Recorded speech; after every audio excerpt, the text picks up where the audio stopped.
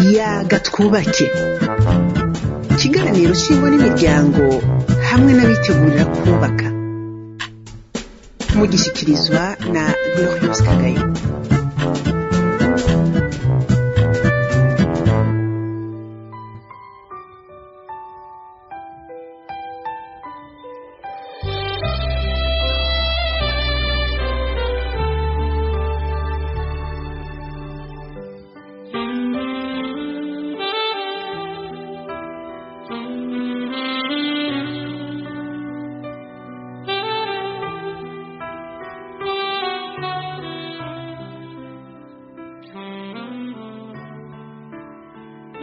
Amahoro banywanyi bayaga twubake, turanezerewe muri kano kanya dusubiye kuronka ko kuganira namwe.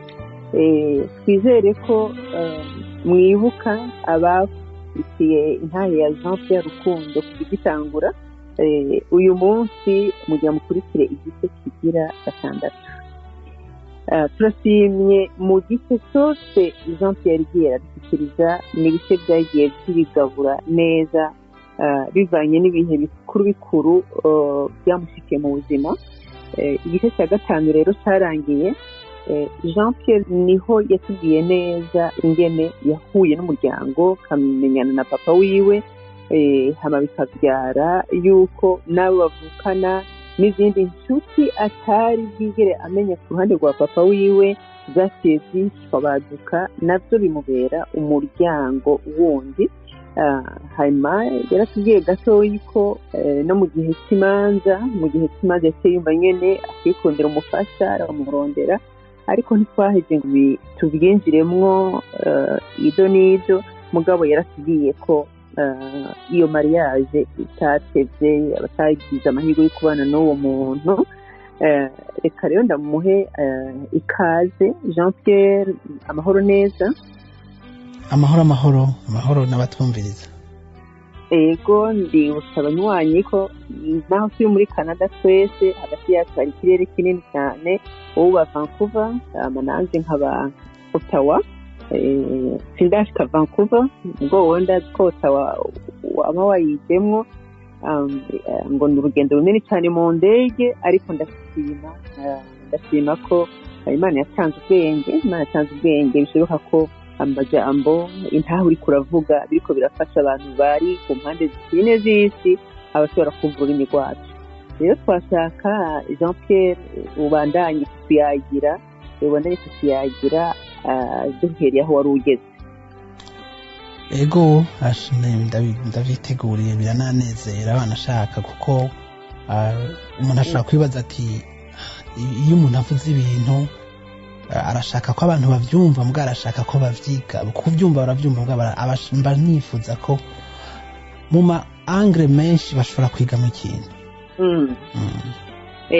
Nko muri kiga gihe duheruka waratubwiye ingene wanezerejwe no kuva mu bunyakamwe ukamenya abo kwa papa wawe.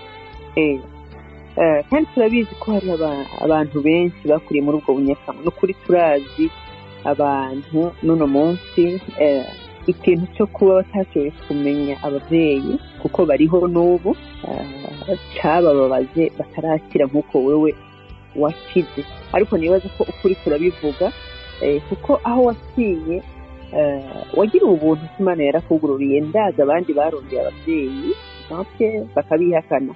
Urumva icyo gikomeye naco sinzi ko mu byo uri kuratubwira uzaza kwari umuti ushobora kuronka guha abo bantu, abo bakobwa cyangwa bamaze kuba abagore, abo bahungu bamaze kuba abagabo, batagiri reka ndabyita amahirwe naho waciye mu buzima butoroshe, bo batigeze bashobora kugwana mu nda n'ababyaye.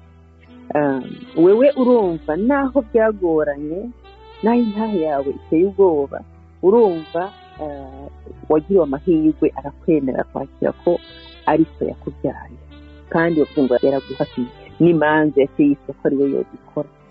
Abariko barakumviriza none uvuze ati ndashima ko banyumviriza, ariko ndashima ko banavyakira bakabyiga ko icyo wumva ucyakubabwira bomenya muri kino kanya ni giki amatwe tubandanya bwa buzima kumbura uzotubwira n'ivy'uno munsi twabishikako ingene wazitubiza umubiri muri Canada mugabo nibaza ko urugero rwose ugiye rwari rw'Ubujumbura kumva haracyari intambuko urugendo runini utaratubwira. Ico ragomba kubwira abantu turavye aho tugeze muri iyi ntahe tuko turatanga nubwira abantu yuko nusaba Imana iguhe ubushobozi bwo kwakira ibintu ntuvyakirane ishavu kuko benshi twicwa n'ishavu yo kwikwegerako. Rero bantu mwese ibibazo mucamo ntavyonzi mugabo ntukakirane ibibazo ishavu kuko bituma utaronka na solution kandi bituma werekana ko uri umuntu ariko aragwana n'ibintu kandi abo muba muri kumwe barabibona. Rero muri ivyo byose je nari mfise novuga ugutekana kwinshi ariko n'abana banje kwikorerako kandi nkagendera murumva ko nari narezwe n'umuntu afise n'ibibazo nawe bikomeye by'amagara madama bikomeye cyane abo no bibwira bakabyumanya n'abantu bakora kwa muganga nk'umuntu w'ikimuga ahantu yumva ari guhera kuri poitrine kuduga no mu mutwe n'amaboko gusa abantu bo kwa muganga baca bumva ibintu byari byo. Rero uwo muntu nguvu yari afise asa n'uko yazimpaye kandi nanje naramubona ingene hari ibintu bigorana vraiment by'ubuzima bigoye by'iwiwe ariko asohotse wamenga nta n'icigeze catwenga ntiyigera afata umubabaro mu buzima bwe ngo awuha abandi. Rero ntugafata umubabaro wawe ngo uwuha abandi. Ico ni ikintu mpagararako cane nico nobwira abantu. Tanga umunezero nawe barawuguha. Ego wowe mu cyatumye uba ucuri uyu munsi uvuga uti nariyakiriye kandi niyakira neza. Ego cyane nariyakiriye neza narabonye yuko mu buzima ibintu byose c'est pas une ligne droite hari ibintu bicamwo abantu bakihenda bakajana mugabo Imana igufashije no kuyisaba irakugarura ibintu ukabishira mu nzira yo kuko inspiration je mfise n'uwo nyene yandetse. Ego madame twokora ikindi kiganiro kuri we mugabo no kugira ko nk'abamuzi babazi ko ubuzima ntibwari bworoshe mugabo nukuri ntako atagira wakana kiwe kamere neza wakana kiwe ari Jean Pierre hama ko muri ya nambarira hama hari ibyo nakuze bakanyereka byerekeye ubuzima bwiwe birengeye ku mwana w'imyaka 13 yobibona mugabo akambwira ati niko bimeze uteza kubibona wa muntu ajyamye chaque minuit cyangwa saa 8 y'ijoro akubita ku gitanda ati nshaka guhindukira ukamuhindukiza abo kwa muganga barabizi n'ibintu nabonye ko ubuzima si hari byinshi tutabona mugabo umunezero tuba dukwiye kuwutanga. wasiye mu ishuri rikomeye Jean Pierre ry'ubuzima tuba dukwiye kuwutanga kabisa kandi ukitaho abandi ukaraba abandi mu gihe umuntu akitswe n'amagara abakeneye mugenzi we mu gihe umuntu ababaye no juge pas hari igihe atabariwe ni ibintu byinshi umuntu araba. Ego ubwo hama sinzi si tubandanye. Ego tubandanye wari ko uravuga ati icyo nifuza abantu bomenya ikintu uvuze ni kwakirana umunezero ubuzima uko buje ko muri uko nyene wabigenjeje aricyo gituma uno munsi ahushitse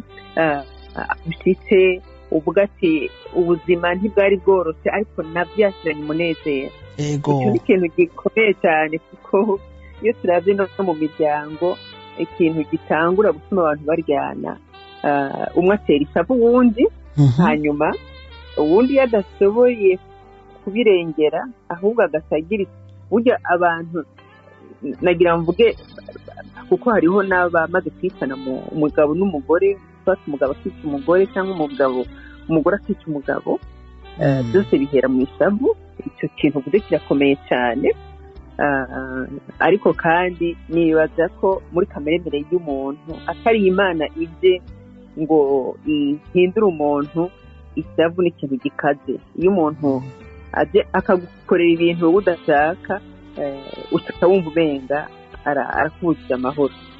Rero Imana yatanguye kugutegura kuva kera Jean Pierre Ego. kandi nibaza ko n'umuryango wawe hameze neza kubera ibyo kiburire kidasanzwe wakiye. ego kabisa. Urumva rero twari tugeze aho bamfashije urubanza rwo kubura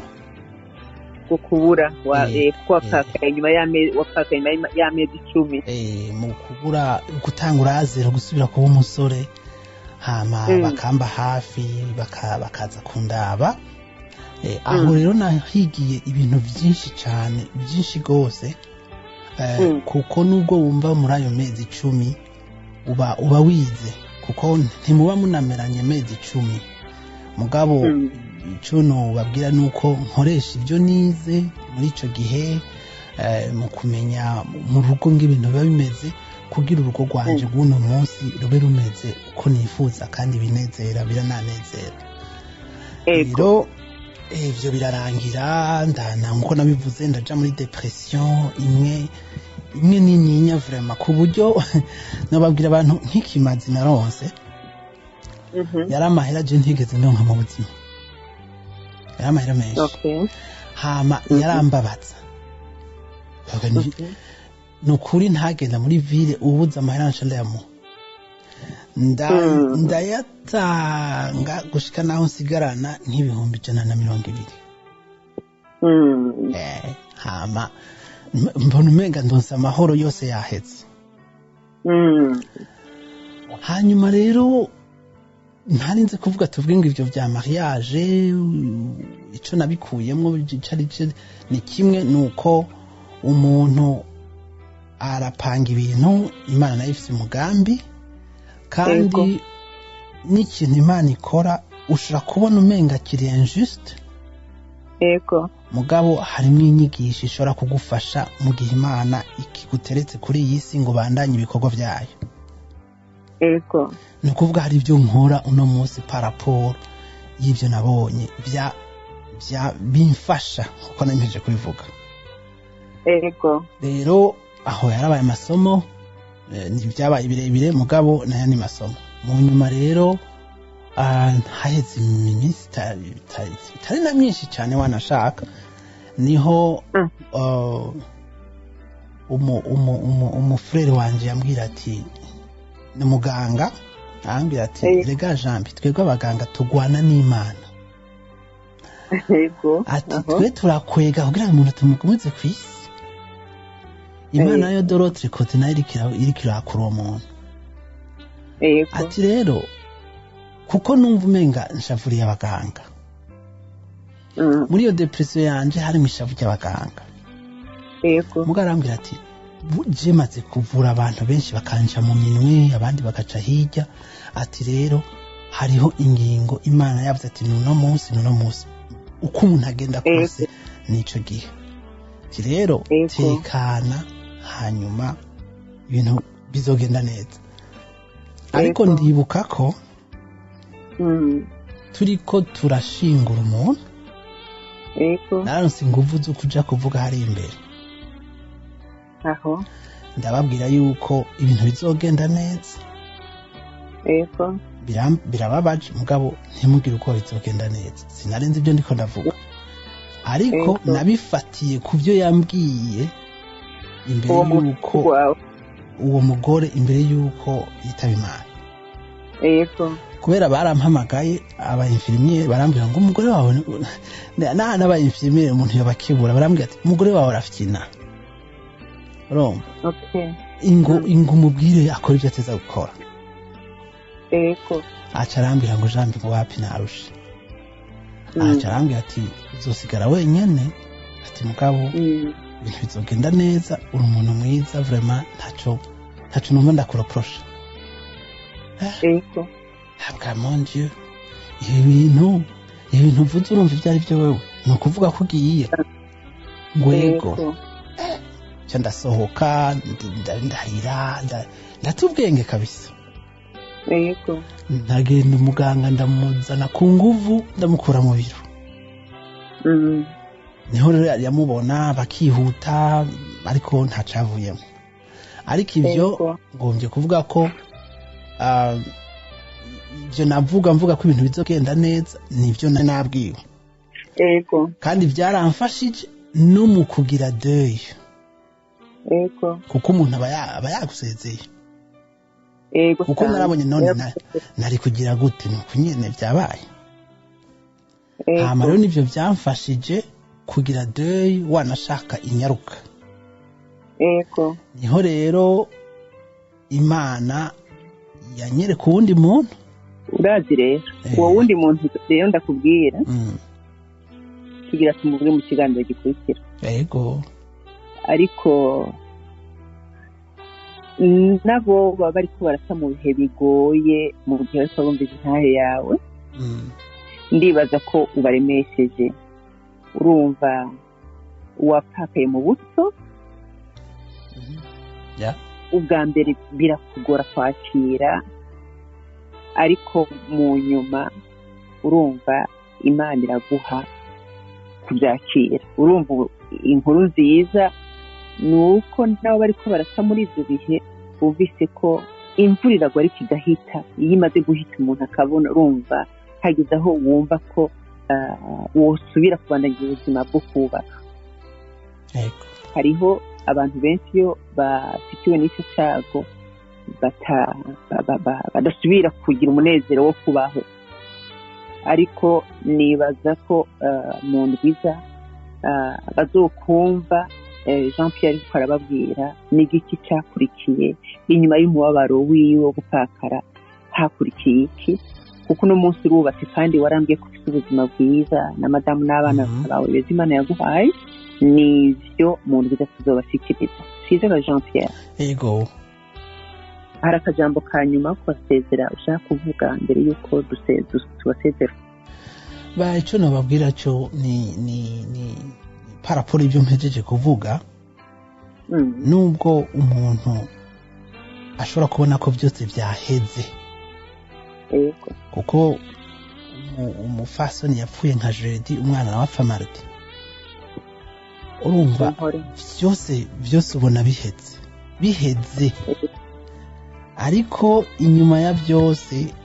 hariho kibirengeye yego haronda akunda kuvuga ngo ni nyuma ya zero Imana irakora haraho ubona nta nzira ufise nta nuwo kugira ati nawe we nugende uca ugenda ntamuvuga uti ahubwo na je ningende ntaco mariye kwisi ariko courage afata Imana hari ikintu tutabona ni l'oxygène ni zimpemu dufise mu gihe ubona ko zifise nuko Imana ikizigumije muri wewe hari ibyo uteza gukora haguruka ugende ubikore ego cyane ego icyo nobatekereza urakoze cyane naho mu ndwiza tubashimiye abandi gukurikira kino kiganiro twizere ko ubu buzima Jean Pierre ariko arabashikiriza hari icyo buriko burahingura mu buzima bumazemo iminsi naho mu ndwiza murakoze cari ikiganiro yagatwubake nimba hari ibyiyumviro ushaka kuduterera canke ushaka kutubaza ibibazo twandikire kuri email ingo n'imiryango @gmail.com